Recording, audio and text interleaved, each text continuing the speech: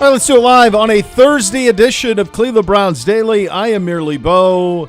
He is the great Z. It's a mailbag Thursday. Get your questions into Gibbe.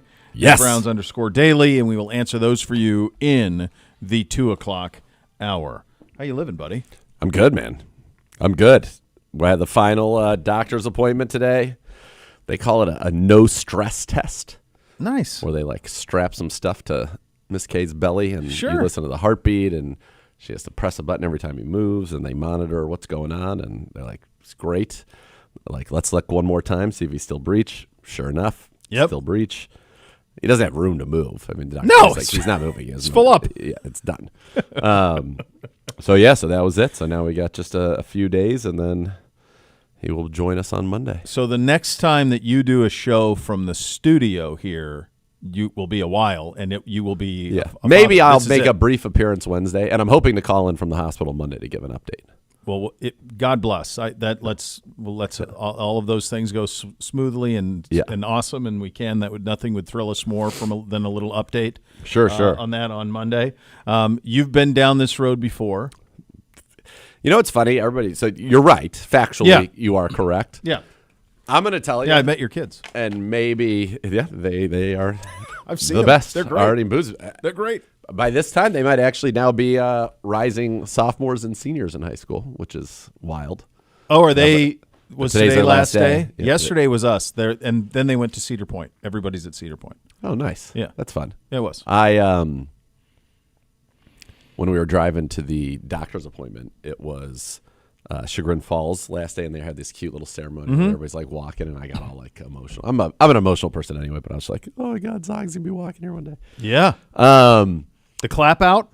The clap out. Yeah, totally. Yeah, that's crazy. Beamsy had that yesterday. Exactly at what elementary school. He had the clap out. I never had that.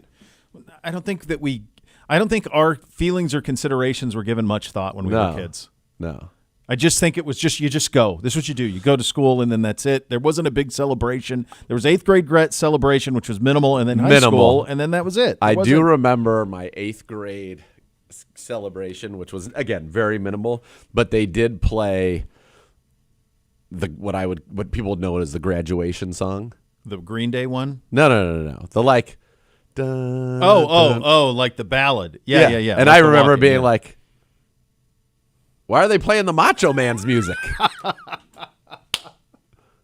is Macho's music. It's Macho Man Randy Savage music. Yeah, that's his entrance. Yeah. I remember being like, what a choice. I was like, they're going to come out and say, congratulations, yeah. Made it to high school, all right, yeah. Did anyone do the math or do the research on how Mach chose that? Why he chose that? Because he's such a grand champion. I'm sure it's like a grand graduate song. Yeah. I don't know. Maybe what came first, the chicken or the egg? I'm not sure. I don't know. But anyway, back to your point. You've done this before. Yeah. There are no fresh memories. Now, maybe it'll come back to me like riding a bike. My theory is that it will. I don't remember doing diapers. I have no. I mean, I know that I changed diapers, but we had some things last night where we're doing some laundry, and I got to do some more of that tomorrow. And it's like, oh, what are these? These are the new swaddles. I'm like, do you know how to use this? There's a new swaddle system? New swaddle systems. They have Velcros and straps and all this. You might have had those. Might have been a part of yours. Ours, maybe Bootsy had a Velcro situation. The other older two didn't. I just got really good at it. With making a burrito. Art and Drea, she liked to sleep like this. Now you're supposed to swaddle with her arms down. They say. But that's how she liked to sleep. And we would wrap her up in this blanket, swallow her up real good, like a burrito. And then we would and I don't think you're supposed to do this anymore, but we had an old, it was like a headband. It was the perfect size for her. So it kept the swallow right in place. Oh. But it wasn't putting any pressure on her. She slept like a babe. Oh, she slept right out of the gate, not to be fair. I don't remember what she slept like for the in your mind's eye few weeks because we were not dealing with it. We had a night nurses. But when it was her sleep, it was 10 to 8, quick. People were like, what is going on? Yeah. And she was all formula, so that obviously helps them sleep. So I don't have any experience with a baby that needs to be breastfed every 2 hours. I have no experience with that. So what's old is new, but number one things of just swaddle thing, I was like, I felt like I don't know what's going on with that. It's great though. Miss K's expectations for me are so low that like I feel like it's great. Yeah. I feel like I will come out looking good. Yeah, you're gonna, which is important. But yeah, dude, I feel like you've done this twice. Okay, that was 15 years ago. Like, long time think ago. About what your life was like 15 years ago and how different it is than today. Yeah. It probably bears honestly very little resemblance to your life today. This is my belief. I believe that that you will snap right back the in, holding and I think the loving and the fathering. Yes, knowing you the way that I do, and as you're just a wonderful dude, and you're just glasses half full all the time, and I just think that you are. I think that this is going to be unbelievable. I'm very excited. I told you all this privately, but I just think I think you're going to crush it, and I know it's going to be awesome. So I can't wait. It's going to be very, very exciting. Yeah, and you'll be there doing you're going to blink, and it's going to be clapping out from kindergarten to first grade, and you're going to be a puddle of tears. I was. Oh yeah, for it's sure. Crazy. Like really? How's this possible? Oh, I got all of them. I always get emotional with my kids. Yeah, it's nuts. They do anything, and then you get it. So that's the way that it goes. Hey, I've got shovel envy. I saw you with a shovel. Oh, baby. Yeah, I kind of weaseled my way in, to be honest. I was like, don't apologize. I mean, I was like, you guys fantastic. mind if I can I get it hop into this shovel picture? And they were like, come on down. The water's warm. And I was like, sure. What else am I going to get to throw a little dirt with a golden shovel? It was maybe in a year. Maybe in a year. Yeah, maybe again very soon. What happened to those shovels? So all I know is this. All right. I saw Joel Bitonio walking out with his. Of course. So that's where one of them is. Okay. The others I don't know. I would love to get one. Yeah. I'm going to lobby hard for when they build the dome. Yeah. I'll lobby hard for one of those shovels. Yeah. I'll try to Yeah. I'll be like, I'll pay for it. Yeah, whatever. Whatever. It's fine. But I want I want the dome groundbreaking shovel for sure. Yeah. This is a great one, but it's a great shovel. I didn't really have time to kind of to be honest with you, I didn't even know there were going to be golden shovels until day of. So they're gorgeous. Now that's where my head's at. I have, I feel like years to plan and trying to get myself a shovel for the wall. That'd be a cool thing to have, a cool memento. Well, it would be functional. Like I would use it. Oh no. Oh, I would. No, I would use it. I think nothing would be cooler than using it. I don't want the gold to come off it. It's solid gold, I think. I want to make sure that it has to look. If I could keep it looking good, then yeah, sure, I would use it. It's one of those things. It was great. It was awesome. And then when you see and accompanied with the post, and then you see what's going to happen right over there across the street. It's going to be amazing. By the way, it's going to be great for us. On-air lights, don't worry about it. All you people losing sleep still, I appreciate it. Don't. We're going to be set up good. Gibbe, to be a little peek behind the curtain, Gibbe actually I think will have some say, I hope, this time, and we will have some say in what it looks like. You've been consulted on the new studio, Gibbe?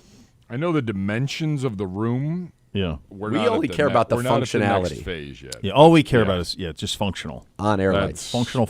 Yeah, Are we on air? That's it. Cool. Some people here might think that they're going to do it a certain way. I'm going to bring in a radio engineer. Yes. Rattle some cages, Gibbe. Oh, look at this. Oh, After a big day, now he's just cash. Well, and with big luminaries. Yes, let's go. That's very good. It's look a very at him. nice day. It's a very good day. It's beautiful. Yesterday he's out there. He's like, that conversation's what I want. I don't know what she said. That on Mike. Yeah, that would be great. What just was said there. Yeah. Yesterday he had a blue steel moment staring into the camera. Oh, you look great. Staring through the camera almost in the post. I mean, that was incredible. He was fantastic yesterday. It was really a great event. So you had the mayor of Berea, Mayor Kleem was here. You had Cuyahoga council member, Mike Gallagher was here. He was hysterical. So he opens his portion. This guy's on the Cuyahoga County Council. Yeah. And opens his portion of his speech. Because I basically did like a little intro, introduce each speaker. They'd come up and take turns. We had it was a veritable who's who. I mean, you're talking about the mayor, the council member, Jenks, Coach Stefanski, Laura Suave from Cross Country Mortgage, their chief marketing officer, Kevin DiGeronimo, principal from DiGeronimo Companies, is going to be building it, and then Whitney Haslam Johnson. So it was like a hefty panel for sure. And they all got to say some words, and the councilman went second, and he's like, so I was driving out from the office, and on the way out here, I drove through Book Park, and guess what? Turns out it's also in Cuyahoga County, which I was like, this is fantastic. So they wanted me to give like some type of little organic line between each speaker. Yeah. And I thought about between the mayor and him being like, Cuyahoga council member Mike Gallagher. So can you help me out? I'm having a hard time. Yeah. It feels like Brook Park might not be in Cuyahoga County. Can you like clarify that? But I thought that was maybe like too aggressive to go with, so I didn't say anything. He did it. So then I was able to be like, thank him for the geography lesson on Cuyahoga County. It's nice to know. Yeah, it's nice to know. It's good to know that we got that all cleared up. But it was a very cool event, and Jenks was spectacular. Then he did press afterwards. Yeah. And it was attended by kind of like a mix of like, you got Ed Gallick was there. Like we're talking like heavy hitters, investigative reporters. Yeah. But then there was also Shadell was also there. Let's go. And Shadell asked a question and about even if the Cuyahoga County, doesn't participate, in the $600 million that was asked for, he's like, they're still going to get like money though, right, from taxes and things like that. And Jenks is like, yeah, we would love them to participate. It actually makes everything easier for everybody in terms of the financing of it and whatnot. He's like, but they still would get to participate. And Shadell, who I was my favorite moment of the day. He's like, well, that's not fair. I'm just like, this is one of the like of all the things that could. It was just such a not fair that they would get money even though they're not participating. Right? Yeah. Don't like, participate, well, no money. That's not fair. Yeah. It's like, well, you're right. I'm like Shadell killing it. I think he can. He's batting 1,000. Yeah, football, politics. Whatever the more he Shadell, needs. it was great though. I thought that was just such a great it tickled because it was so earnest and so also spot on. It feels very spot on. But yeah, so it was just a very cool day, very exciting. It's about going to be between 150 and 200 million all in eventually when it's done, privately funded, and it's going to be a beautiful, beautiful thing. They're going to have this, and Coach Stefanski was like, "Let's get this built even faster." They're fast tracking the building that we'll be in, which is I believe 45,000 square feet, and that's going to include our content studio, and then it's going to include like a UH. And it's going to be opened, obviously, for the Browns players, but also for the community at large, like a sports institute, like nice. a Berea Drzinski, Saw that basically. man up there with a shovel. Nick was there. He was shoveling. He had a shovel. So it was just a great event, and it's a very exciting thing. So they're going to try to the building that they're talking about for us. That's within a year. Wow. They expect that to be done in a year. They expect the whole thing to be done in 2 years, and that'll include the field, the community field, which is a 7,000 seat stadium. That's so cool. 150 apartments, and then a hotel as well.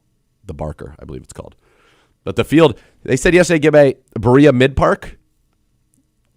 Yes, Berea Mid-Park. That's going to be their New that's going 7,000 to be seat their high school football stadium. Yeah, that's going to be there. Are they at Finney now? Is Yeah. that where they play?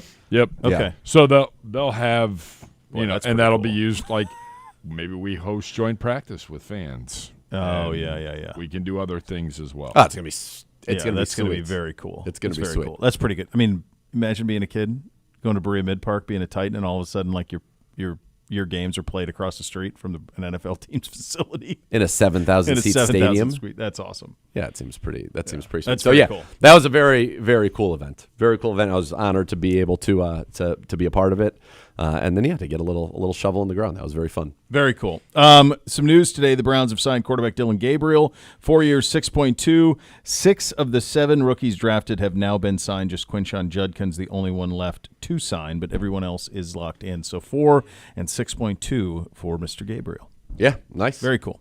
The one thing to remember, folks, is obviously Quinshon's out there, He's so right. it doesn't.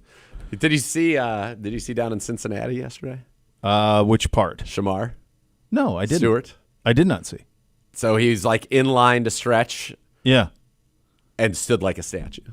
He did like not one muscle on his body moved. He stood there.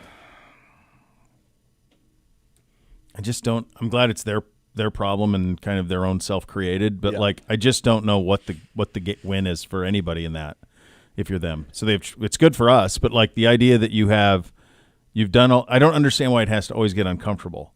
Uncomfortable. And they are like you get Trey Hendrickson's at practice, and then he holds a media session. Well, he just and then, went there because he knew the media was going. Well, I understand Yeah, that, right. but like none of that was on. All of that was on purpose. But Yeah. it was the one day the media was allowed, and then you draft a rookie in the first round, not based on what we've seen on the field, because the production numbers-wise isn't there, but a lot of people like what he is physically and all of that.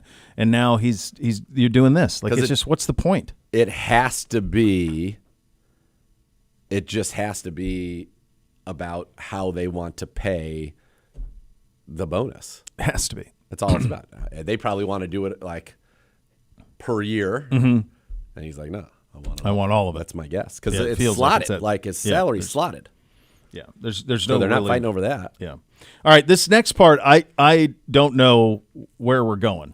So I've been besmirched. You've been. I've been besmirched. attacked. So the order Content of Browns. Shout out Content Browns. He alerted me. Gibby, can you? What's the order that we're doing this? What's the setup? Is him. This is all him. Well, that's fine. He's the franchise. This is all me. What This is is the? all you. Can we get the? No, I'm here with you. I'm with you. Whose team are you on? Let's go. You were the one that came in and said pull I just wanted to hear it. I just knew video. that I'd been besmirched. Okay, so you've been besmirched. Yes. Is there I know we have some I've been audio. called a freak show reporter. Oh gosh, really? That's a shame. All right, can you tell me the order? It looks like I have two things to play here. Yeah, play the first besmirching. is ESPN Cleveland's Browns analyst Tony Grossi on And the the Really thing he Big gets Show mad this about morning. is, like- This is audio right. only. So I had wild. not heard this because I was working. Yeah, let's go. So I have no. Let's I have get no your point of reaction. reference. We really don't need all 3 minutes. It's really, he says it comes right out of the gate. And says it pretty quickly. I put context. All right. That way there's no. Okay. All right. The 2 times that you guys have watched the thing, Shador's looked pretty good. And I agree with what RG3 tweeted yesterday. His feet look nice. He gets the ball out, layered throws and all that. He's got a lot to work on. He's a rookie. But I did say, for at least for now, for everything we thought, Shador Sanders so far is so good, right? Yes. He looks competent. Yes. Yeah. Which he should be. I think what's going on, though, is a freak show. The reporting that's going on out there. I want you to play Zagura's quote. Yeah. I heard it coming down here. Nathan, Cleveland Browns daily rookie quarterback assessment. I thought Dylan struggled a little bit, and it was unfortunate to see, that he was kind of just until he got a little bit, not rattled, but a little thrown off. Calmed down, though, and then made some nice throws at the end. And then Shador's ability to just layer the ball. He had one that was a corner route to Hairston, the fullback, that was just so pretty. Yeah. He throws a very pretty ball, and like I said, it was right on. Okay, so anywhere in there, does Zagura say Gabriel was playing against Denzel Ward and the number 1 defense? Okay, I wouldn't know, Tone. We weren't there. Yeah. I don't know. Okay, so he never mentioned that. Okay, that's where Ward made most of his plays. So Dylan Gabriel was playing against the number 1 defense? For one period. Yeah. Okay.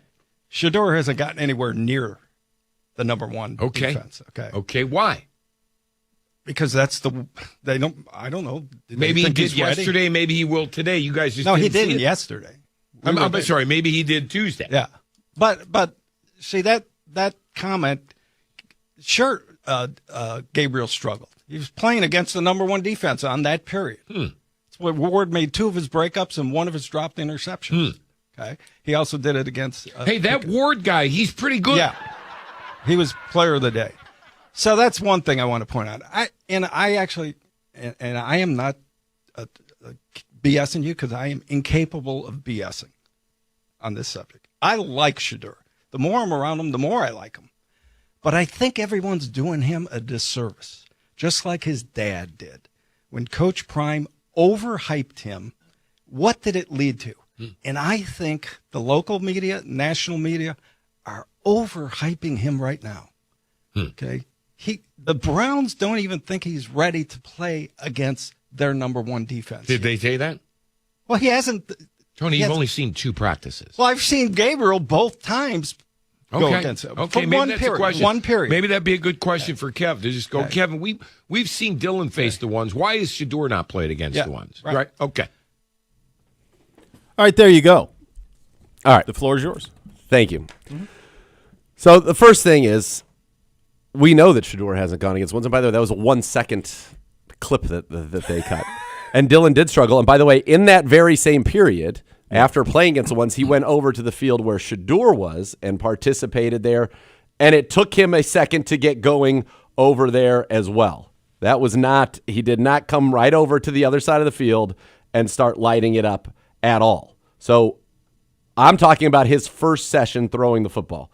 His first session throwing the football against the ones, he definitely struggled. Denzel Ward was there. But in that same period, he then goes to the other field, and he goes incomplete, incomplete, complete, incomplete, complete. So 2 for 5 on the same field that Shedeur was on, where Shedeur on that field went complete, complete, complete, complete, complete, incomplete. So went 6 for 7. Same field. So he's not acknowledging that part of it. The other thing is, and then he would go on and talk about the stats and all that, and I agree with that. Now, I have a spreadsheet here where I will turn around and show to you that I have for every practice that has happened right now. I have quarterback attempts, completions, plus drops, completion percentage, because somebody drops it, touchdowns, interceptions, and then they have the order in which they went, inclusive of the defense that they went against. Yep. Is it the ones? Is it the twos? And I did that by A's and B's. Okay, I also have the benefit of watching every single practice, so I know what things are happening even on the days not open to media, but that's not what that comment was about, nor was any of it. So, number one, I understand who they're playing against, and in that session, I think it's a little disingenuous to say that Dylan only struggled because he was playing against ones. And I said he was a little rattled. He went over there, he was still a little rattled, and then he settled in as the day went on. Shedeur was only on that field, and I don't think anybody's tried to make any illusions that Shedeur Sanders was playing against the ones, because that we have not seen that on days open to the media yet. I also break it down because I think those stats are a little bit tough by, is it 7-on-7? Is it team? Is it 7-on-7 red zone, or is it team red zone? Because that's where the touchdowns and all those things, it gets skewed. You get more reps in the red zone, you're going to have more touchdowns most likely than if you do not. So number one, it's a little bit, what the irony of that is what he was saying was disingenuous for me, which was, by the way, a very quick comment and was more broad. We weren't going into, in this session. But in that very same session, Gabriel left that field, went to the other field, and was 2 for 5. So he was a little off. He settled in, as I said, as the day went on and played better. Shedeur made beautiful throws on that field where he got the opportunities to play in this practice. Now, he said freak show reporting. Yes. He said basically overhyping him to the point where it's a detriment to him, right? Mm-hmm. Would you say that's kind of like the gist of what I was being lumped into? I think you were. Yes, okay. I think that's all right. So let's play. I appreciate that he listened to one sentence from yesterday's program. Let's play now with a video, a pretty thorough from Tuesday's show. Take a listen. He has played a lot of football. He did have, somebody who was an NFL offensive coordinator, an NFL head coach as his offensive coordinator, and the final offensive coordinator, Pat Shurmur. But I think that his step up in terms of, let's call it calling plays in the huddle, being under center, some of the things that maybe he's going to be asked to do at this level with all the checks that happen at the line of scrimmage, with all of the pre-snap recognition that's got to happen, and then post-snap, especially if you're turning your back to the defense. I think that there are things to learning the position that maybe he is certainly behind Kenny Pickett and Joe Flacco, and Flacco's a veteran. Pickett's, started 25 games in the National Football League. And then Dylan Gabriel, who played a lot more at all major college programs. I think people sometimes forget that, yes, he turned it around at Jackson State, and he turned it around here. And I do think that he has probably the highest ceiling. I think, though, that his on-ramp is a little longer than that of Dylan Gabriel's to get ready for all the things that it takes to be an NFL quarterback. Not talking about talent. Take talent out of it. He is supremely talented. Yep. So I think that people need to have, and there's a lot of people kind of, I think, in the national media who are really like rushing Shedeur. And I can see it. Sounds like I've done a couple of national interviews where they ask me about Shedeur as though he's the only quarterback here. And I talk about his ball placement and that it is elite, but that, he's still very much a work in progress as an NFL quarterback. So I think that that's something people need to have some patience with that. And you look at the It's like I'm on the Daily Show, back when Jon Stewart had it.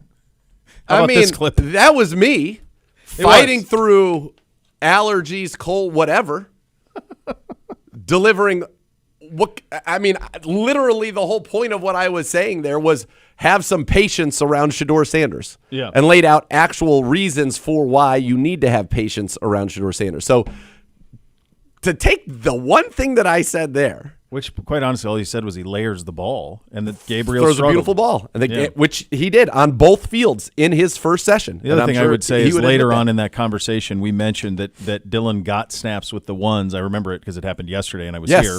That mentioned that Dylan Gabriel had snaps with the ones, and Shedeur did not. Correct. And we talked about that. In fact, I want to say we even closed that saying with something along the lines of when he does, then that'll be something. That's the noteworthy. How the reps change coming. and evolve is what is going to be more noteworthy than necessarily what it is right now.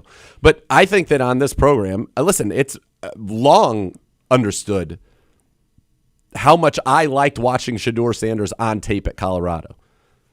And how a great many people, we've talked about it in that same clip from yesterday, if we had gone back even further, we were talking about how everybody who watched him only on tape, Cosell, Brugler, those who were down on him relative to others, still had him in the early second round. So there were things beyond tape that explained, we talked about what happened with the draft process, but why he has that longer on-ramp. And I basically told them to you right there. Mm-hmm. So I don't think that there is, first of all, I take my job very seriously. I am not a reporter. I am a Browns employee. Mm-hmm. I am thrilled to be the color analyst for the Cleveland Browns and all of that. I get privy to a great many things. That's why people who watch the show and pay attention to the scores probably are more informed than others. I love Shedeur. I would love to see Shedeur succeed and become the starting quarterback of the Browns. I think it's going to take a while for him to get there, and I think all this talk about it is so premature. And I think when you chart OTAs, for example, and you don't do the breakdowns of the way that I chart my own OTAs on here, which is, okay, who was he playing against? That's a column on my spreadsheet. We don't see that. Was it 7-on-7? Was it a team? Was it red zone? Was it not? None of those things are there. It's just here's how many passes they threw, how many were completed, touchdown, interceptions. Yeah. Drops aren't factored in. None of those things. And I tried to I put notes. For example, on one of the first days by Shedeur, said he had the throw of the day, which was a layered throw. It was the throw of the day. I said, but a lot of his completions were checkdowns. So you have to be able to paint an entire picture about these things. But I think that everybody understands that Shedeur Sanders is a gifted thrower of the football. He is a gifted distributor of the football. His ability to put the ball where he wants it is elite. And I said this yesterday. I said, that's part of playing quarterback. Yeah. Then there's the whole other part where he needs a long on-ramp to get ready. And the people that can master everything pre and post snap, understand where to go with the ball, and then be the ones who are able to deliver it on. Those are the ones that are very successful in the league. Mm-hmm. There are some that can understand it, but they can't physically deliver it. And then there are some that can physically do everything, but they can't understand it. And those ones aren't as successful. So I don't know. Just when you say like freak show reporting, I don't think that you're going to get any more kind of like fair, unbiased, and quite frankly, informed reporting on what's going on, even though it's not reporting, it's more just statements, than right here. There is nobody who knows more about what's happening in this football team and in this football organization than you do. That gets to talk about it. Yeah, fair. That's it. That's right. So when we do scores, pay attention. If you want to know what's going on at the quarterbacks, pay attention. You mentioned something there. You said I'm a Browns employee. Correct. Here's the other part that comes with that. If you had an agenda here, and nobody here has an agenda on any one of these quarterbacks, we would want any one of these quarterbacks, whoever wins God bless. Win. That's it. I want this team to win. If you were going to have an agenda, and if that was something that was going to be filed under the term of freak show reporting, the agenda would be for Dylan Gabriel. He's the third-round pick. He was picked before Shedeur. Correct. So if there was going to be an angle for you to play, that would be the angle you would play. You would not be what we already have him. You're not trying to right. He's here. Yeah. Oh, and you could say, well, you liked him more. I did like him more in my evaluation. But if you also paid attention to the scores, there was one place in this market, and maybe even nationally, where you heard Dylan Gabriel's name be mentioned for months leading up to the draft. Yeah. It was on this show. Yeah.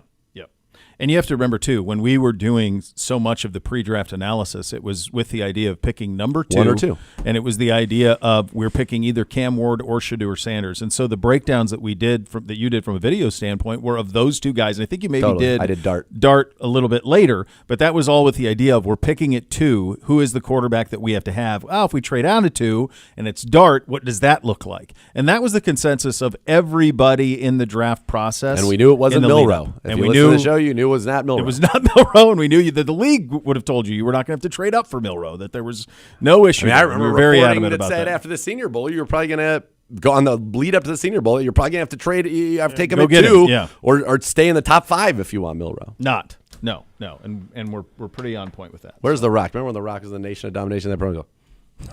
The eye roll promo. That's where what I you're like at. to do. That's where you're at. Yeah.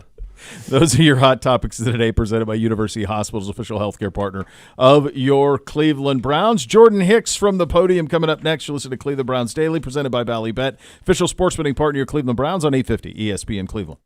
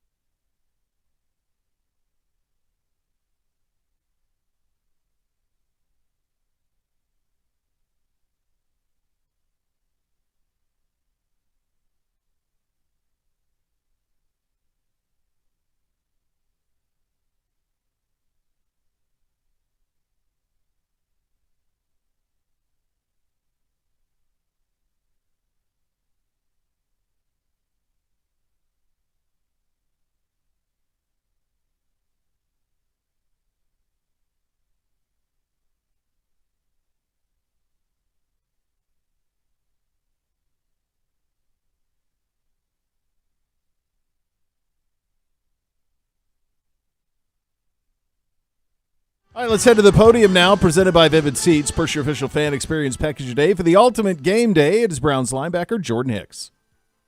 To start off, like obviously You're done.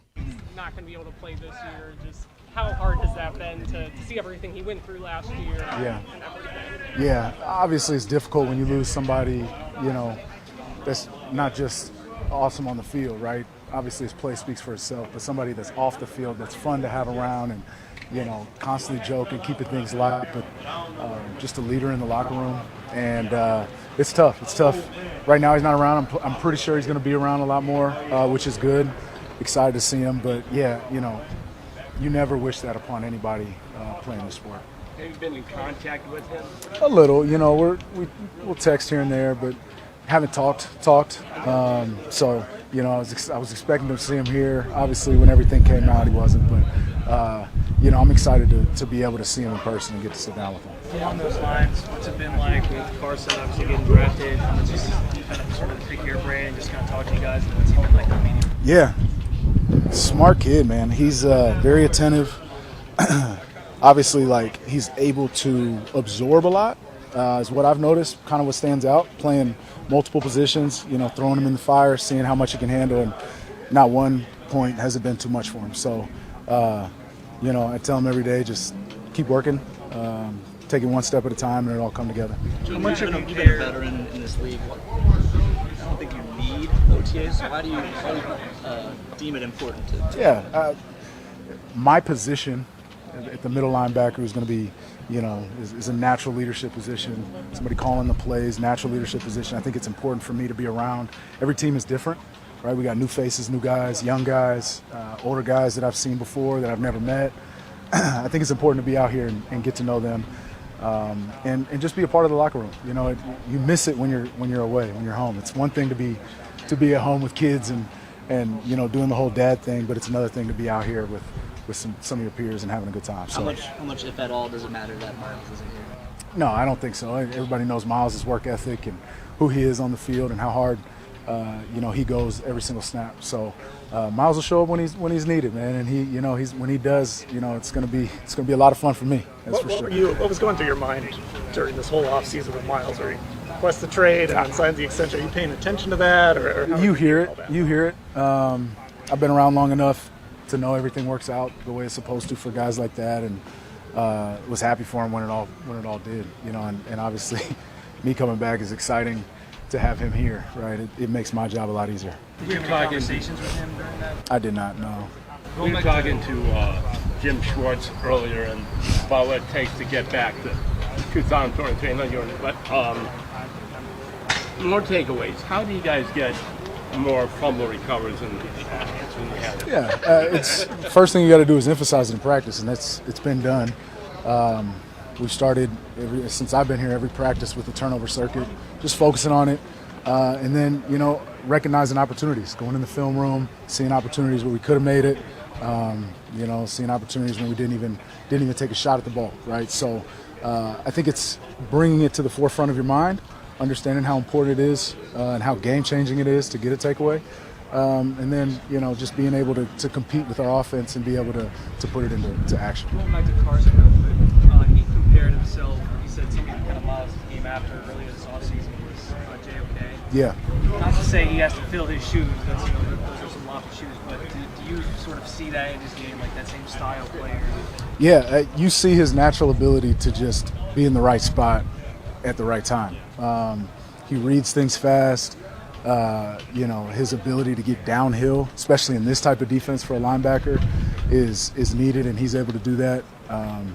I think for him it's just getting comfortable. Any rookie that comes in, right, the speed of the game, the speed of having to see things move and making sure you're always in the right spot, that's always the hardest part. So I think once the pads get away, this is step one.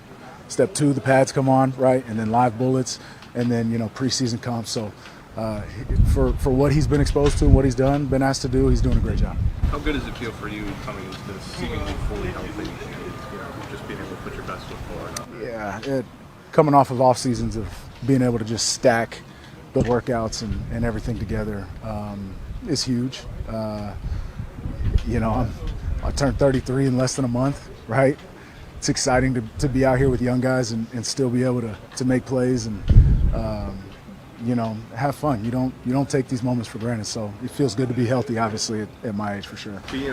Going off of that with these young guys, how excited are you for this defense to see the potential that they have? Yeah. Adding Mason on the front line. Yeah. And the back end. Yeah, it's exciting. It's very exciting. It's obvious, right? We've got a lot of talent, but talent will only take you so far. We got to put it together. We got to find our strengths, find our identity, and that's building the framework of that right now. And obviously training camp is going to be a huge part of that. But I think you look on paper, you look at the talent that we have, the scheme, the knowledge in the scheme from year after year. I think it all adds up to a favorable situation for us. We just have to put it together. Somebody like Mason, it's obvious the impact he has on somebody like Miles, where he's drawn some extra attention. It takes more from him. But what does he also bring for you guys at the linebacker level, being somebody who can sort of eat up space, take on multiple blockers? Yeah. Interior helps. I mean, the whole D-line, right? But if you have somebody like Miles, obviously they got to bring attention to him. If you have somebody else, it just adds a whole nother layer to it. Being disruptive at any position on the D-line helps a linebacker. Just simple as that, right? And so, it's fun to play behind defensive lines that are disruptive like that. Probably likely there's going to be a lot of snaps over the course of the season where you and Schlesinger are the only linebackers on the field. If things go according to plan, maybe. That's not a question. That's a question for Schwartz. So yep. What do you see out of him is what I'm getting to. Yeah. I just said this. It's he's a guy that has been asked to do more than the majority of rookies, and nothing has been too big for him so far. Right, playing Mike, playing Will, bouncing around, making calls, setting the fronts, doing different stuff, and that's as a rookie and standing in front and having somebody like Obo in front of you, right, that you got to man up and tell him with a strong voice, right, where to go, can be intimidating. He's done a great job, and it's at the moment it's not been too big for him at all. All right, there you go. Linebacker Jordan Hicks from the podium, which is presented by Vivid Seats. Push your fan experience package today for the ultimate game day. You listen to Cleveland Browns Daily. It's presented by Ballybet, official sports betting partner, your Cleveland Browns.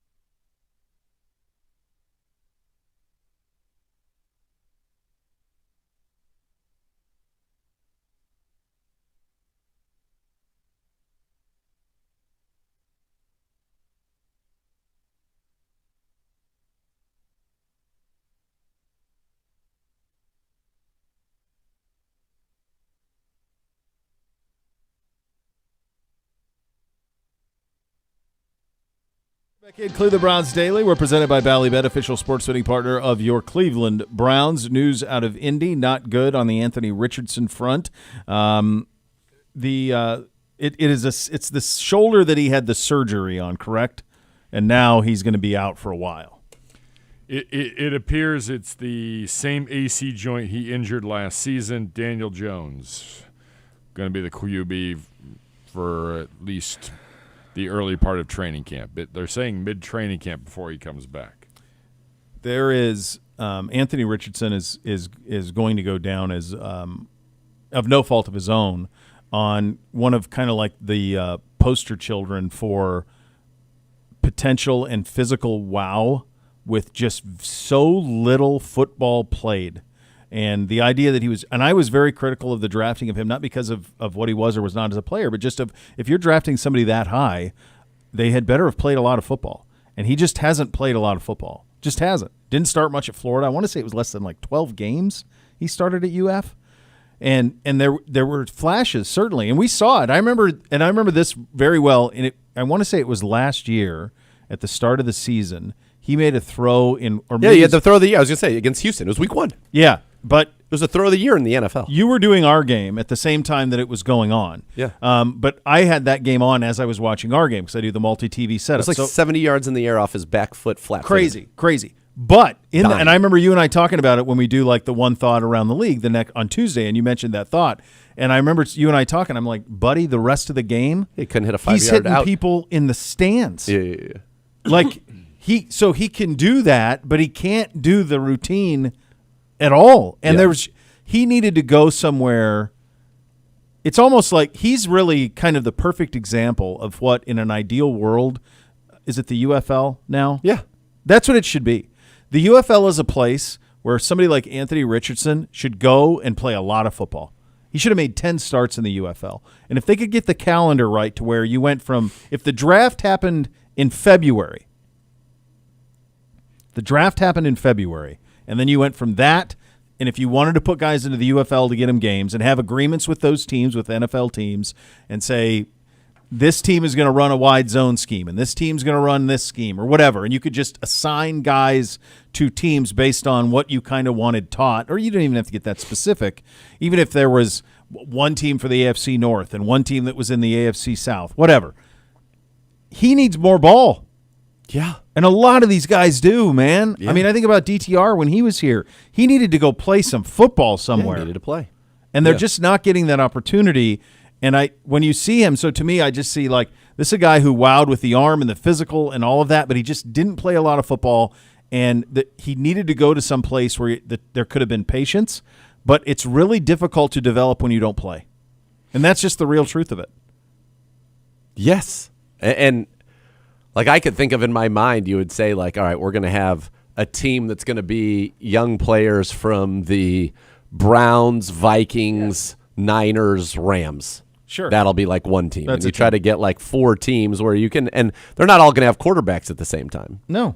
So hopefully you can get those reps. But yeah, you get people and get them playing football and getting them learning and leaning into what it is that they're doing. I think there'd be a tremendous benefit great from that. It would be great.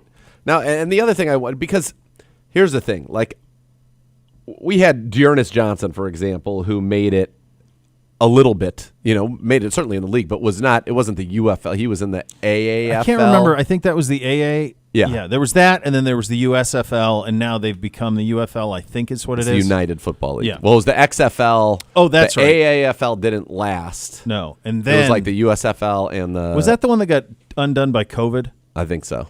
Yeah. And then the XFL and the USFL came in. And made the UFL. Yeah. Yeah. But like, I follow, Blake Williams, who was here, Greg Williamson.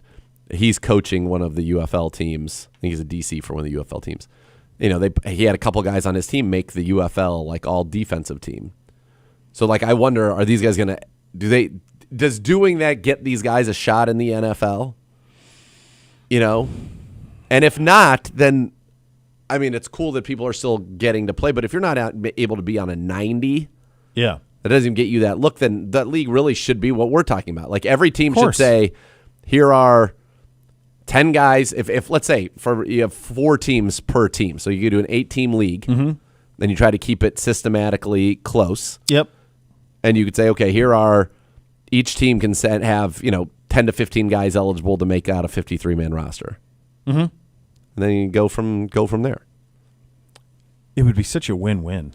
And all it requires is just moving the draft. I mean, it requires a lot in terms of the business of it. But just move the draft. Or even, honestly, if you don't want to move the draft, you can take second-year guys who are rookies who didn't play a lot, and throw them in there. Practice squad guys who are young who you want to see. I mean, you want to get those guys reps. Let them play. Let them play football. Because they're not playing enough. Well, that's the thing, because when you're on a scout team, you're not doing much. Like, you're not playing real football.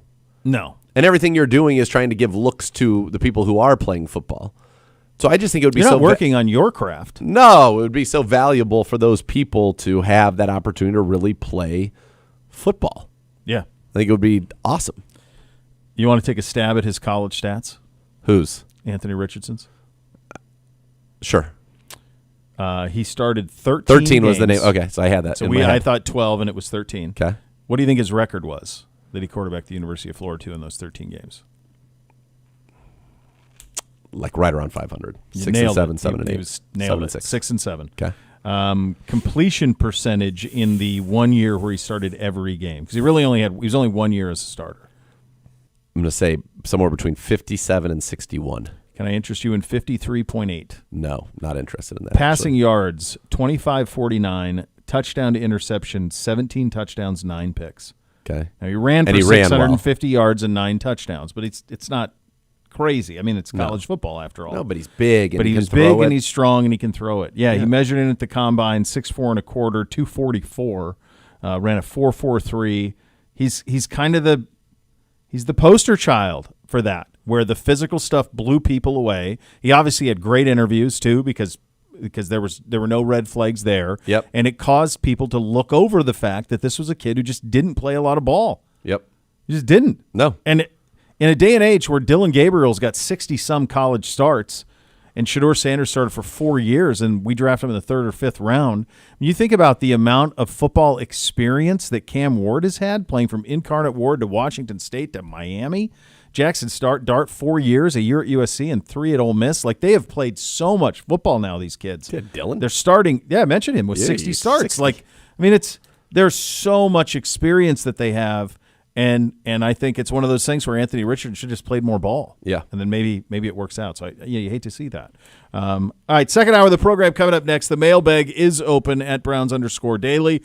We'll play a little thing or not a thing coming up next. You're listening to Cleveland Browns Daily. It's presented by Ballybet, official sports betting partner of your Cleveland Browns on 850 ESPN Cleveland.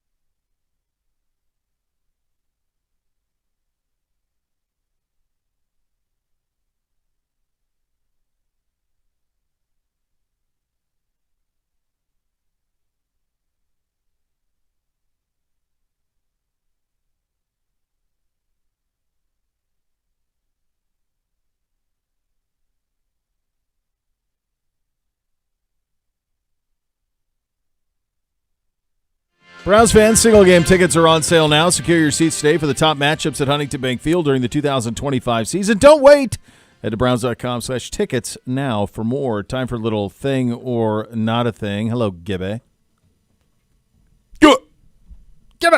Hi. There he is. How are you? We're doing good, pal. I actually hit the button and it slipped off. That happens. It happens. hate to see it. Yeah. It was raining hard out there for a little. Good, thank God. I had to plant some grass the other day in a few spots, and I'm tired of watering. Don't you? Isn't the soil just still wet at this point? It is not. One would think. Sucked it all down, huh? So what are we looking at here? We got. I think it's better than y'all think. It's gotten a lot better. Like I think we're having this for the next few hours, and I don't really see anything else.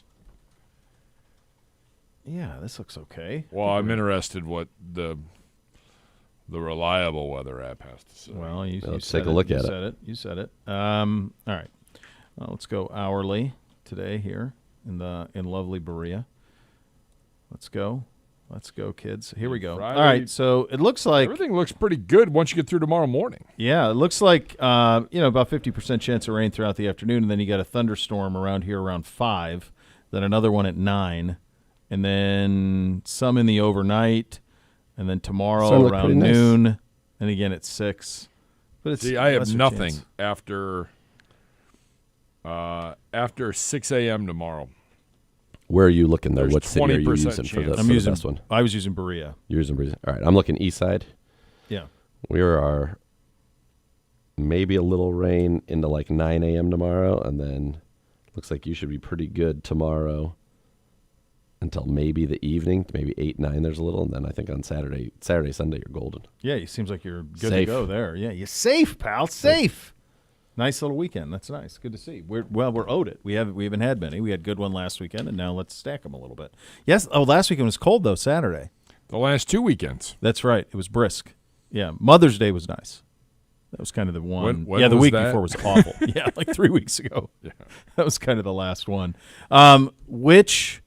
When you guys were kids, which day were you more excited about? Christmas morning or last day of school, final whistle blows? Christmas morning. Christmas. So my kid said that too. 100%. They're close. I think this is the second. I think first day out of school and to start summer is the second, though. Of the whole year? Yeah, for a little kid. I mean, your birthday is also my birthday, and it was in the summer. And fireworks in the like summer, no school. so you had that. So Yeah. you're good. So your birthday's pretty good too Was as a always little pretty kid. good. But like the realization that you're done. Oh yeah, it's pretty good. Yeah, it's way up there on a little kid's list. Yeah, top. I think you have that right. I think it's. Did you have sleepovers last night? No, we had the oldest and their like the whole middle school went to Cedar Point, so they're all up there today. Love it. Perfect. Weather's great. Yeah, enjoy it. Go live. By the way, I think that happened last year. Probably. I think it probably did. I mean, they do it every year. I'm always envious because I do love Cedar Point. But is the Top Thrill thing open? Did they get that thing opened? It was open and then it wasn't. I know that they've been trying for a while. I don't know, like the new version of it. The new version of it. Yeah, I don't know. Yeah. And then they have another new coaster. I mean, they never stop evolving at Cedar Point. Of course, there's no time where you can wait. They add something every year. It's a remarkable thing. So they're up there. Great thing. Yeah, I mean they crush with that Steel Vengeance thing. That thing was unbelievable. That's a good time. So, yeah. So they started. It's supposedly open, but it's operational. I'm not sure that's totally true. Yeah, I'm not. I don't know. You guys talking about the new coaster, right? Well, no, we were talking about. Sorry to jump in here, but no, you're good. You had I was asking about if the new, new Top Thrill. Coaster? No, the Top Thrill, is it running? Oh, it's running. I think it still has its issues where it's down certain days. That's for sure. Like they were promoting it big time, I will say, going in, and I love Cedar Point. Like I'm a huge roller coaster guy, so like I've been wanting that to open. Right. I just don't know if repurposing it into the same coaster was the right idea. I don't know. I don't Depends know. if they get it operational, I guess. Yeah, it's in and out. It's in and out when it's operational. And then the other one is the one where it like stops, right? Like goes to the end and then the thing just tilts and it holds you there. Yeah, that's gonna be that's gonna be late June is when that's gonna open. Okay, all right, that's gonna be good. So there you go. Yeah. Sorry about that. No, it's solid. We got to get that good info. stuff. It's good info there, Yeah, Kev. good. All right. Little thing or not a thing, Gibby. Yeah, little thing or not a thing from this is actually from Fox. Oh, baby. Worst to first for the ranking 8 last place teams' chances to win the division in 2025. All right. Ranking the teams with the best chance to go from worst to first in their division. Teams have done it 19 of the past 22 seasons. Correct. Okay. I had Brock take us out because I don't know, like, if we're impartial. If we're not impartial, we're saying they're number 1 on the list. A very, very difficult challenge to get. I mean, Baltimore and Cincinnati. Baltimore and Buffalo are go win the Super Bowl now, or what exactly just happened here. And I anticipate Cincinnati getting everything sorted out. And so, yeah, I mean, we're not on that level. My question to you is, how would you rank the 7, taking us out of it, from the best chance to go from worst to first to the worst chance? Okay. And then I will read off their list. All right, let me do this. So the teams, you go through the teams on the list while we're making our list, Gibby, if you would not mind. The teams on the list, the Chicago Bears, who finished last in the NFC North. The New Orleans Saints, who finished last in the NFC South. The 49ers, who finished last in the NFC West. The G-Men, who finished last in the NFC East.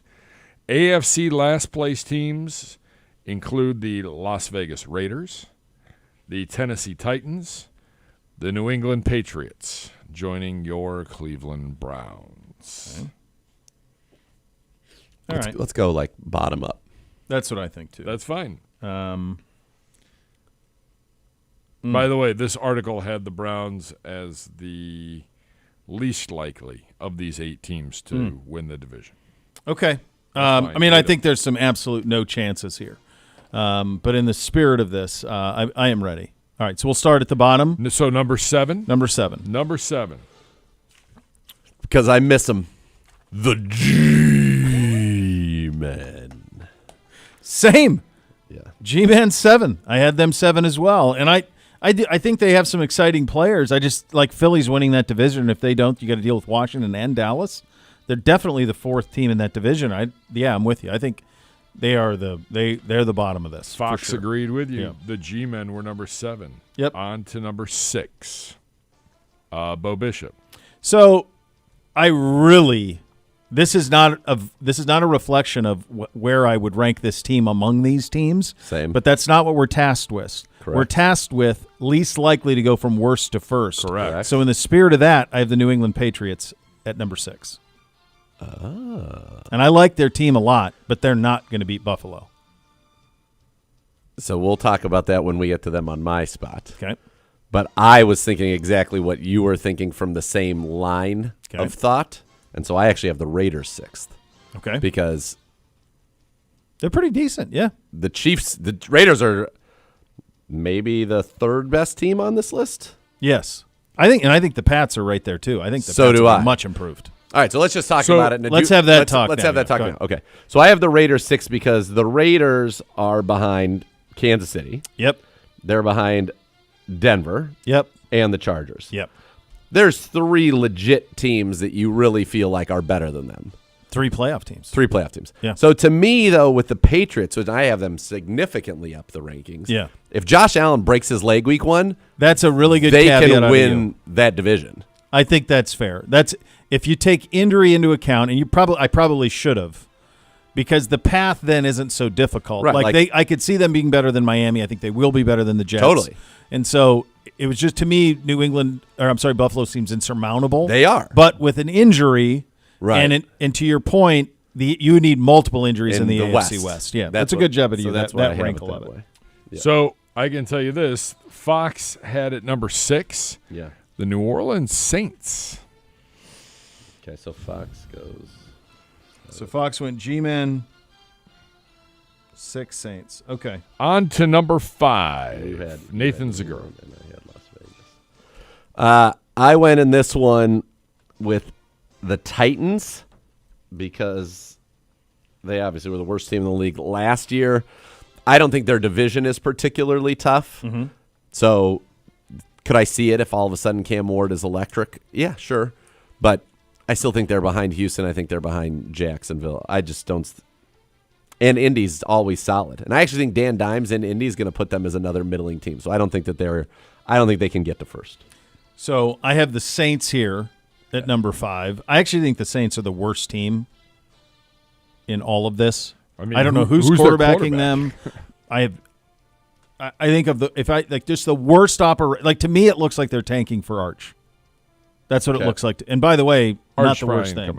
But I don't think he's coming out. So it could be a 2-year tank for him. Maybe they play the kid from Louisville, Shuck for a year. Who knows? But I have the Saints at number 5 on this list. Zagora? I had Tennessee. That's Tennessee, right. Yeah. Who's Fox have? Fox had the Las Vegas Raiders. Okay, so they're feeling. I tend to agree. I might put them as Raiders 6. are 6 to me. The Raiders are not winning that division. Because everybody's that division's insane. Yeah. On to number 4, Bo Bishop. This is where I had the Raiders. So I had the Raiders at 4. I actually think I would have the Raiders, I think, as the 3rd, maybe the 4th best team on this list. I think they're going to be right around 500.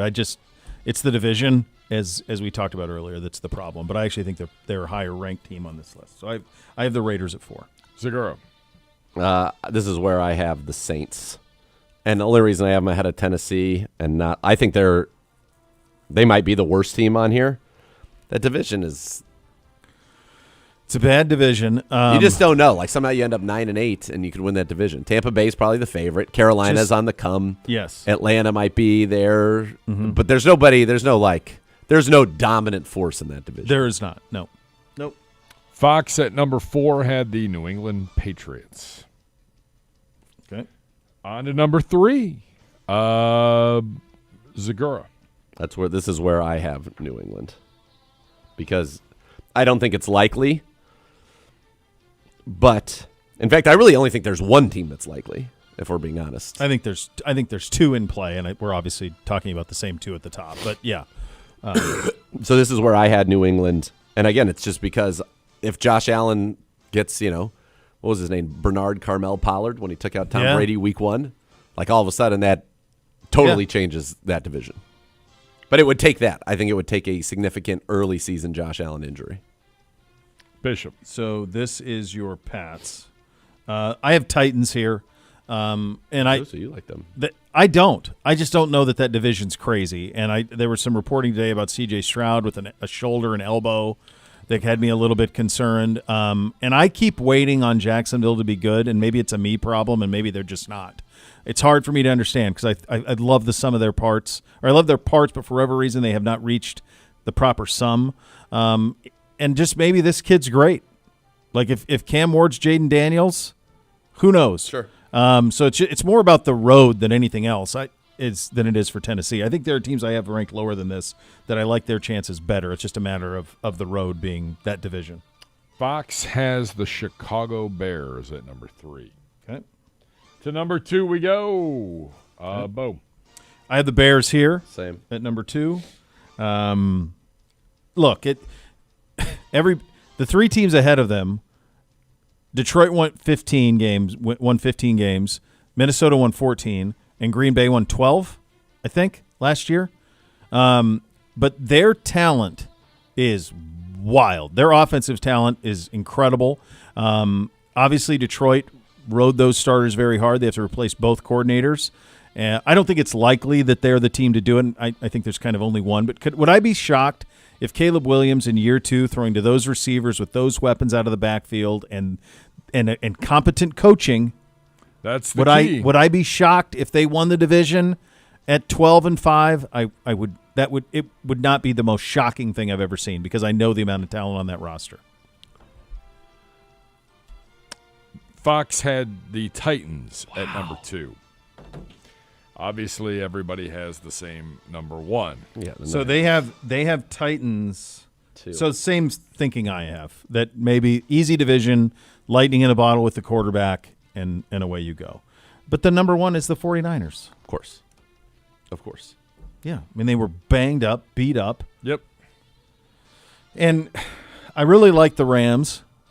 in that division, but I think Seattle will come back a little bit, and Arizona to me is pretty flawed. So, do I think that would it be shocking if what if I said this? Not only from worst to first, but to me it feels like, and this could be talking out of my mouth here at an extreme level, but is this from the perspective of, would it be more likely for the 49ers to go from the worst place in their division to the number 1 seed in the NFC than it is likely for any of these other teams to go from the worst in their division to the first in their division? I feel like the Niners could go. Yes, barring a Josh Allen injury. I think that's really the only wild card. They could go like 14-3. Yeah.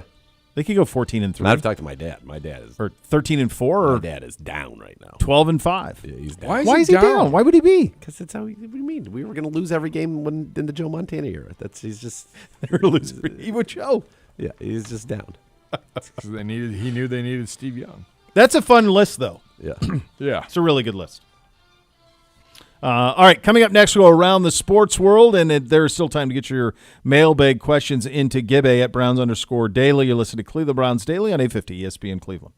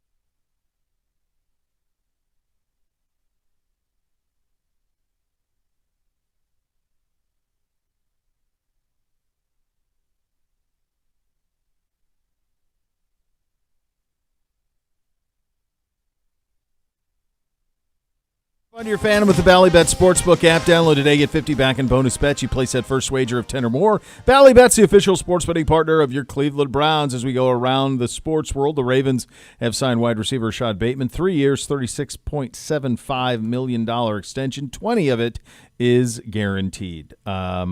all these teams are all in. He was a first-round pick. Yeah, I'm not going to lie, but like, I'm not surprised. enough. I'm surprised he took that deal.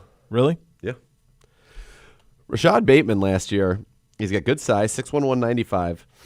He averaged 17 yards a catch, 9 touchdowns, was very valuable. That's not a huge deal for him at all. That's pretty small, $12 million a year. I think if he bet on himself and had one more year like that, he makes a lot more in the open market. Now, the pushback would be he's never been able to stay healthy. It was his big year. Good for him. He cashes in, and that part of it I get. But he has more talent than that, and now he's going to be into that. I think it's probably a win-win for both. In reality, he's like, look, I was staring nothing really in the face going after his third year. You would say that this would be an outrageous contract. After last year, and you started to see maybe what he could do. He's never going to be in that offense 1,000-yard guy, I don't think. But when you're talking about 756 yards at 17 yards a catch, 9 touchdowns, that's talking you're very impactful in what you did. One out of every 5 catches he had last year was a touchdown, and he had some big plays. Like for example, 35 of his 45 catches went for first downs. He could. It's just because Zay Flowers is going to get the ball. Andrews and Likely are going to get the ball. Bateman's probably the fourth option. So if you think through that lens, then it is good money. But like if he went somewhere where he could be more involved and stay healthy, which is a big if. We have not seen that in his career. Although last 2 years, 16 games, 17 games, he played 18 total in his first 2 seasons. He could be. I think he's good. I mean, he was very good coming out of college. He's really big good and he at can Minnesota. run. Yeah, I think I think also like this is kind of Ravens' way. It's a smart deal for them. Yeah, and I think also like it's another example of just everyone there is bought into the same thing. Yeah. Could he have forced for more and gotten more? Maybe he could have, but he got 20 guaranteed. Yep. To your point with the injuries, he gets to play in Baltimore where it's Super Bowl or bust this year. Yep. In an offense, it's going to be fireworks. So it's one of those things where like maybe I could have got more, but this is a pretty good situation. Yeah. So that's an interesting way of looking at it. Ohio State football coach Ryan Day saying the Big Ten deserves at least 4 automatic qualifiers in the college football playoff if and when the playoff expands to 16 teams. All right, here's I'll do 2 minutes on this because I did a lot on this earlier. This is what I would tell you. I am sick and tired of Ohio State having to carry the weight and the water for the Big Ten. This is not an Ohio State problem. Ohio State does not need 4 automatic bids in the Big Ten. Ohio State is in the playoff every year. They're never going to not make the playoff. Do you know how many times in the last 50 years that Ohio State has finished a regular season with more being ranked lower than 16th? In the last 50 years, less than 5. Less than 5. They're ranked in the top 16 every year. So the idea that Ryan Day and Ohio State, by extension, has to carry the water for the Illinois and the Purdues and the Iowas and the Minnesotas, it's nonsense, and it's past time. There is a commissioner of the Big Ten named Tony Petitti. No one's heard from him in months. Meantime, Greg Sankey is out every day telling you about all the great things the SEC He's on are doing. Media tour. Yeah, he is. If there's a microphone, he'll talk in front of it. No one's heard anything from Petitti in months, and instead they send out Ryan Day and Ohio State to go fight for the clowns of this league, and it's ridiculous. I'm done with it. I don't know why they keep doing it. They need to worry about themselves and not worry about anybody else because this is not an Ohio State problem. It just isn't. So there you go. Number 1, I agree. It is not an Ohio State problem. Number 2, it's not a Michigan problem either. To me, this is a made-up problem. It totally is. It's nobody's problem. If 4 teams deserve to get in, they're going to get in. It's not. There shouldn't be. I think if we learned anything from last year, yeah, automatic nothing. No. And the other thing that bothered me even more than this was the comment where he said, we play 9 league games, the SEC plays 8. That's a better league. It's a better league. Yes. In the last decade, the SEC, which is already a very good league, added Missouri, Texas A&M, Texas, and Oklahoma. Okay? The Big Ten added Rutgers, Maryland, Washington, Oregon, USC, and UCLA. Oregon is on the level of Texas and Oklahoma. That's it. That's it. The rest of those are not, Mr. Zagura. All right, so we're going to 16 teams. Okay, so that's a perfect bracket. Yeah. automatics as they exist right now. There's two. Well, there isn't yet. That's what they're fighting over. There should be. Here's what the automatic. I'm going to tell be. you. I'll give you. You can pick which one you want. There are two ways of doing this that are being discussed. Okay. One is 5 plus 11. So 5 conference champions and the highest 11 ranked teams. So SEC, Big 10, ACC, Big 12, group of 5. Okay. 5 conference champions and the next highest 11 ranked teams. Yep. Okay. The other one is a 4-4, 2-2, 1-3.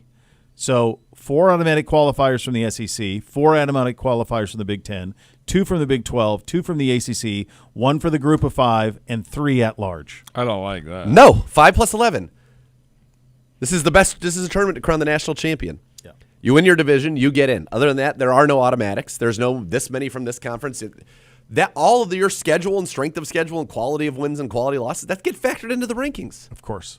So you don't need any automatics. It's 5 plus 11. Yes, 100%. That's exactly what I was going to suggest. I thought it was maybe 4. I was going to do 4 plus 12, but 5 and 11. 5 plus 11. So the SEC wants 5 plus 11. The Big 12 and the ACC want 5 plus 11. 5 plus 11. The Big 10 wants the 4-4, 2-2, 1-3 because they're worried about the bottom of their league not getting the teams in, and it's a nonsensical worry.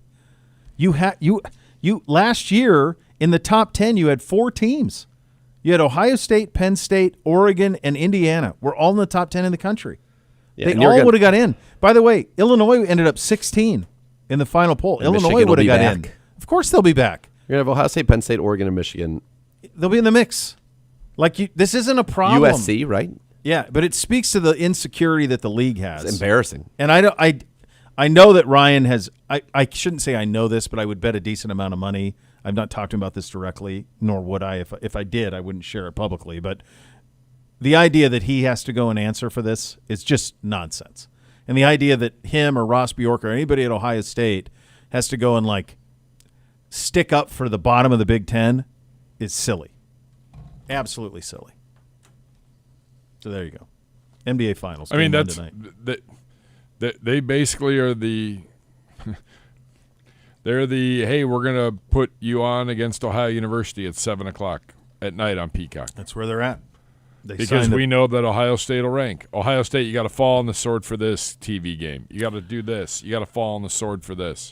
Ohio State played their last 6 games last year at noon. This year, the Texas game and the Michigan game have already been announced at noon, and Penn State's going to be noon too. Your 3 biggest games are at noon on campus. It's very likely that Ohio State will not play a big game on campus at night until 2029. Because of that television package. And the reason that is because there's nobody else in that league who can carry the noon time slot other than Michigan. Michigan and Ohio State have to carry the noon time slot every week. And it's a pound of flesh. They did not read this fine print, and they did not take into account how fatigued the fan base would be by it. You don't watch the finals tonight? Sure. Here's my. I told these guys. I'll probably second half, fourth quarter. Well, I don't know if you will, depending on how late you're going to stay up. It's an 8:30 tip, so I'm not seeing the fourth quarter. So let me just tell you something right now. And I saw a graph of this yesterday. I think it was from Mo Pedman's running buddy. It's basically more than 2/3 of the country are in the Eastern or Central time zones. I think you were off. You may have been down at your thing, and you may have been down at Double Eagle, and I'd said 50% of the U.S. population lives within 500 miles of Columbus, Ohio. Okay, so I think it was 66. So if you go, I did this because I had beef about this with college football. Yep. It is 75% or almost 80% of the U.S. population lives in the Central and Eastern time zones. Okay. Right, so then there's nobody in Mountain. So that's where everything should be catered to. No. And you grew up in California, and I go to California at least once a year and spend time out there. The whole state shuts down at 4:00. Yeah, right. You could start these games at 7:30 Eastern. Easy. The idea that we got to play at 8:30 at night. I don't even. You're losing kids, man. The World Series did this, all of it. Same with Sunday Night Football and Monday Night Football. Yeah, you have no chance. All I know is this. I told the 2 young bucks in here that are planning on watching every NBA Finals game, I'm like, I will watch every minute of the Stanley Cup Finals before I watched probably 5 minutes of the NBA Finals. It was good last night. It was good game it last was night. Awesome last night. No, I didn't see the overtime winner because it was past 11 and I went to bed. But fine. I watched up until overtime. Yeah, it was good. Great. This could be a great series. I don't know. Florida won it last year. They won the cup last year. Back to back. They're going for back to back. Yeah. And who won last night? Edmonton. Edmonton in they got down OT. 3-1 in the second, and then they won in overtime 4-3. The oil showed a lot of guts. The oil. Yeah, a lot of pressure. A lot of pressure on them. Who's got home ice? They do. Edmonton. Okay. And do they is hockey 2-3-2 or is hockey 2-3-2? I believe it is 2-3-2. I think it is. I don't know off. I said that emphatically as if I knew, and I don't. It's a long way to be going. I think 1-1-1. You know what? Because they had to do it last year, and I think it is that because they flew because it's forever. Best guess the stats. How many miles do you think Edmonton is north of the Canadian-U.S. border in Alberta? North of the a ton. North of the border? There. North of the border of the U.S.-Canada border. It's probably another 3,000 miles. Not quite 3,000. That'd be all the way across America. But it's 380 miles north. I was going to say 500. So you're talking about, it's 500 miles from where I grew up when we would go up there. But 380 miles at 60 miles an hour is a 6 hour. That's like San Francisco to L.A. Yeah, it's 6 hours north of the Canadian border. Yeah. U.S.-Canada border. That's how far it goes. It's a city of 1.2 million. It's crazy how far north it is. Nuts. Yeah, I mean, I don't know. I usually rely on the kids. Are the kids are they into it? Like tonight, will they be saying, "Hey, can we watch the finals?" Because I don't know. I think what the finals needs is Shai Gilgeous-Alexander to average 40 points and have good games. The games be competitive, because he's the most known quantity that there is out there in this thing. All right, we'll open up that mailbag coming up next. You'll listen to Cleveland Browns Daily. It's presented by Bally Bet, official sports betting partner of Cleveland Browns on 850 ESPN Cleveland.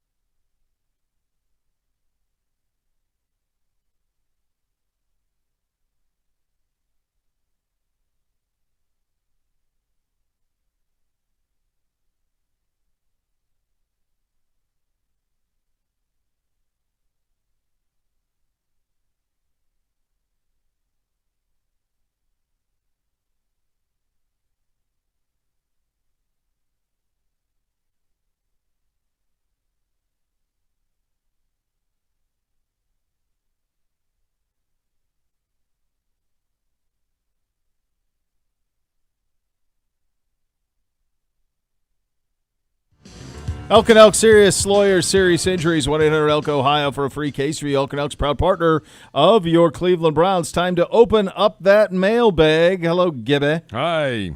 Hello. Hello. We were talking about, obviously, stadium things earlier today. Sure. This is from Front Office Sports about 6 minutes ago. The Missouri Senate has passed a funding bill that would support up to half the cost of new or renovated facilities for the Chiefs and Royals. The bill will now move to the Missouri House, where it is also expected to pass. The bigger question now, but for those two franchises, you move Kansas or Missouri. Yeah, right. I mean, that's pretty wild. That I've only been through Kansas City. I've never. I mean, I know you guys have gone there to call games, so obviously you drive right past those two stadiums on the freeway. Yeah. And that's kind of my experience with Kansas City. So, like, I know obviously it's on the border, so does it matter? Is it like Cincinnati? Like, would it matter if the Bengals field was in Kentucky? Would that matter? Yes, Cincinnatians. I don't know. Yeah, I mean, that's what like. Does it matter to people in Kansas City if the stadium's in Missouri or Kansas? I mean, the New York Jets and Giants play in New Jersey. I mean, so I guess from a revenue standpoint, I don't know. Yeah, I would.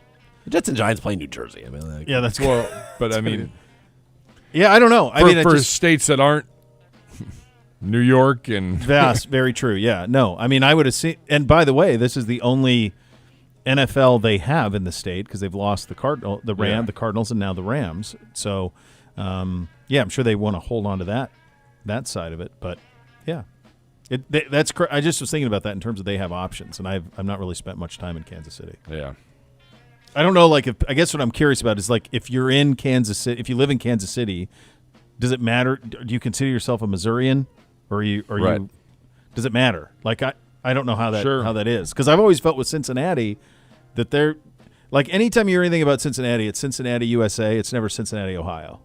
Like all their promotional stuff or like come visit our city is Cincinnati, USA. Like that's all of it. It's never Cincinnati, Ohio. Interesting. And I always feel like they never cared at all. Like Cleveland stuff would come and cover the Buckeyes. I never saw Cincinnati do it.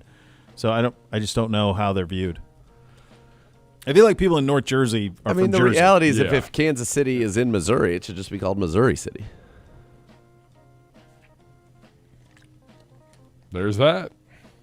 You're not wrong. You can tweet at the show at Browns_daily. Away we go on a mailbag Thursday. Excuse me. Enough from the clown. If you got the opportunity to teach a class, what would you teach? A class in what? On like anything? In like a university? Should we do this like or like high school or something? Either one. Well, if you were teaching Ute, my favorite, my favorite classroom experiences as a kid, whether they were in high school, but most especially in college, were history teachers. Yep, same. Because Mr. it's Sheets. Yeah, totally. Yeah, Dr. Moses was awesome, and then Mr. Trammer in high school. Like, and the reason I loved it is because it's basically storytelling. Yep. It's like you're in a lecture hall and you get a story for an hour. Like that's pretty good. So I think that would be my answer. Agree. What's weird though is we're getting to a point where that's all debated now. Are we? I think so. Like even like we're gonna like Rome. we're gonna maybe Rome. Maybe you might have to. If you go back far enough, I think you're okay. Although I'm sure that there are a lot of things that went on in Rome that people are not pleased with today. Victors write the history, yes, right? They do. So that's yes, they do. That's part of it. No, I had my favorite class I ever took in any level ever was I did.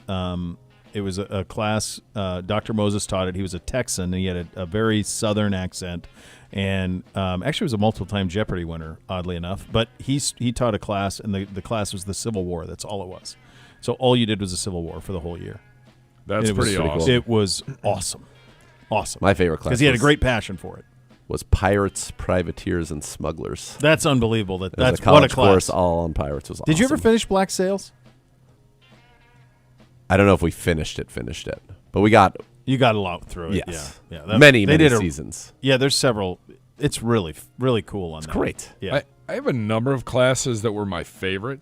But similar to both of you, military history. Yeah. With Mr. Walker at Lakewood High School. Come on.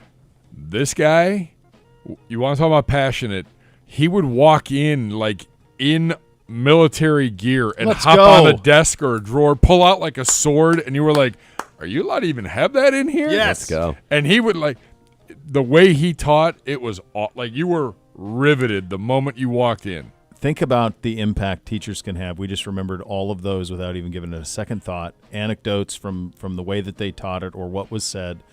That's the value of teaching. Like it's a Totally. lifelong gift. Well, that's never what- They don't why make enough money. My people dad, who do it right. Yeah. My dad has people still like this day. That's why he's married people, not himself. He's been the officiant of students from like every decade. Yeah.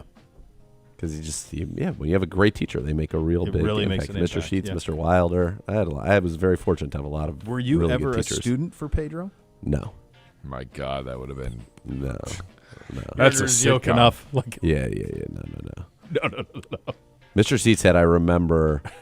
Remember those posters that had kind of like inspirational sayings, and they would have like the picture, and it would like success, and then it would be like whatever.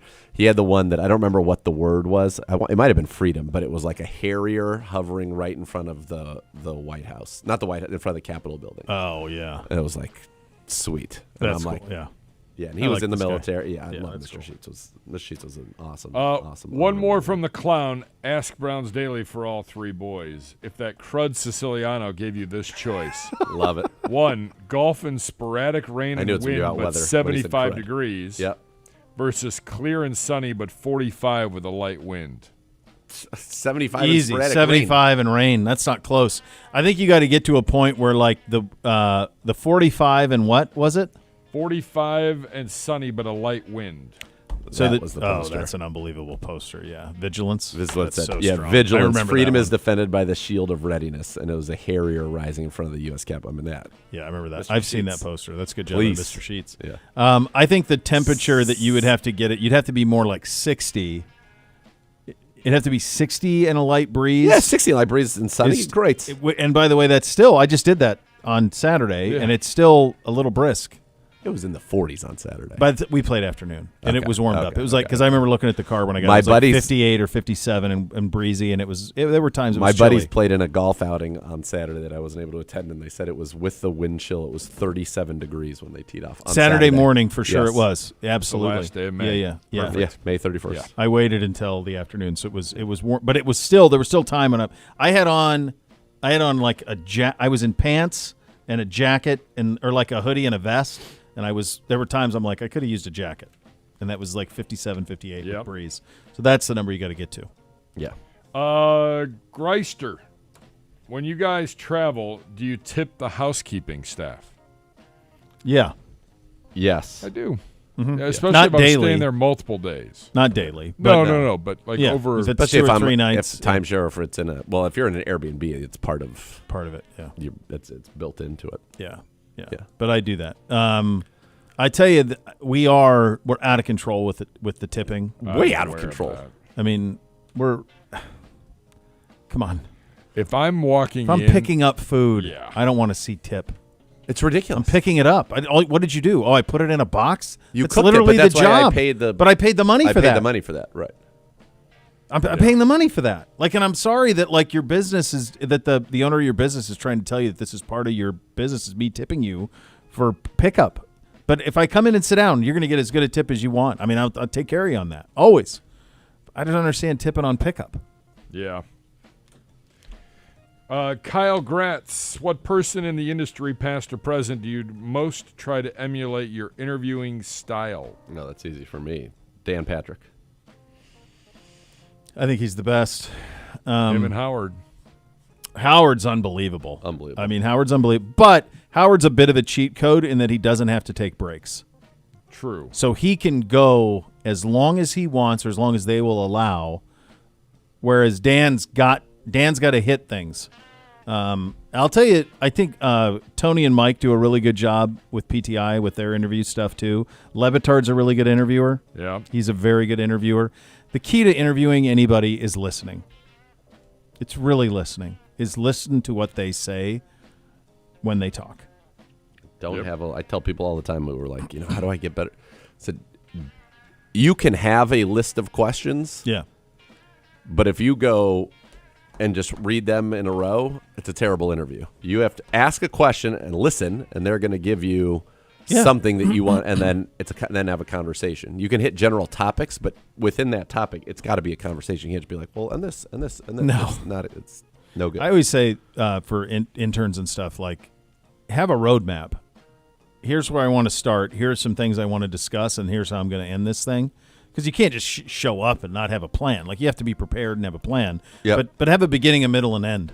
Yeah. That's have a way to get in. What do you really want to talk about, and then a way to get out. All right, real quick. Enough from the clown. Did you get? We didn't. We definitely did not do this. He said last October, Bo Bishop said this is a question for June. So it's June. Here we are. Is a hot dog a sandwich? No. I don't think so. No. It's not. It's not. No, it's its own entity. It's like the chili it's in soup a bun. thing. Like a hamburger is in a bun. For sure. That's not a sandwich. Yeah. I don't see Bootsy will suck down a hot dog. So you think you don't think a hamburger is a sandwich? No. I agree. I don't think it is either. I think it's its own entity. It is its own entity, but it has more sandwich. Yeah, it gets into like the soup is then chili's a soup, like that type of thing, and they're not. No, it's kind of like there's a great bit. Outstanding. It was good. What'd they run out for? It was you a guys? hoisin steak and rice soup. Sold. Yeah. Yeah. Come on. There's a great Comedians in Cars, the only one that Larry and Jerry did together. It's one of the first ones, and it's in those era they were doing really short, so it was only like 9 minutes. But Jerry does a great thing because Larry said one of the reasons he got divorced is because his wife, they would go and have coffee in the morning, and he stopped having coffee, he'd have tea. And he would say, what's the difference? You're drinking something hot, I'm drinking something hot, I'm sipping, you're sipping. And Jerry's answer to that was, we sit down, you order this and I order a piece of pie. We're both eating. And he said it's the mood. And I think it's the mood. The mood is different between coffee and tea, although I was with LD on that one. And I think the same is true of like chili and soup, hamburgers and sandwiches. These things are not the same, even though they're similar. Yeah. Yeah. Is a patty melt? Would a patty melt then be a sandwich? That would be because it's bread. It's on bread. It's not a bun. Yeah. We'll get to more tomorrow. Diablo sandwich and a Dr. Pepper. Make it fast. I'm going to hurry. So much more to come. Cleveland Browns Daily, 850 ESPN Cleveland.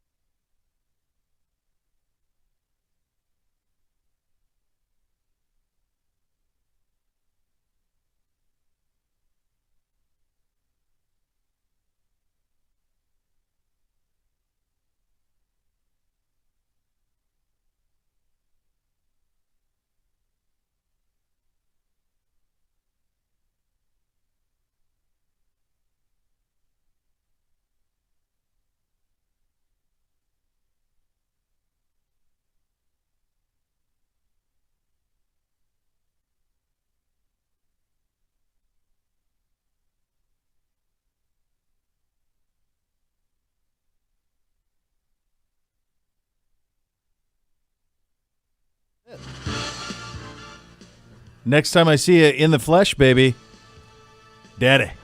I'm already dead. I'm already Daddy for again. Time. Third time, baby. Third time. It's pretty wild to think about, honestly. It's going to be great. It's going to be great. Can't wait to meet him. It's the start of a very long journey. But such a fun road, brother. Yeah. Such a fun road. Yeah. And you're now you got to redo it. You've been doing it. Now you're going to do it again. It's fantastic. The lovely Miss K. Going to be great. Little Zogs. Here we go. Little Zogs. All right, buddy. So we'll be in touch. The next level is coming up next. Thanks for listening, everybody. Cleveland Browns Daily. It's presented by Bally Bet, official sports betting partner of your Cleveland Browns.